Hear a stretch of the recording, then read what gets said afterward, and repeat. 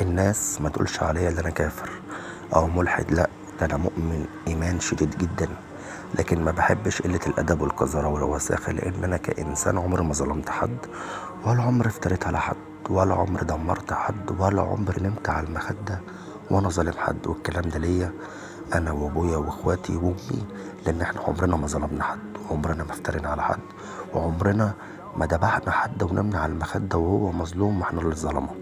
لكن ابتلاء ربنا ليا 21 سنة بالوسواس الارهابي الديني والوسواس الانتحار والقتل والخوف، ويتسلط عليا القرين، وفي بنت مش كويسة في قلب جسمي لفترة طويلة، وحاجته قريبة مني لازم أنا اطلعها،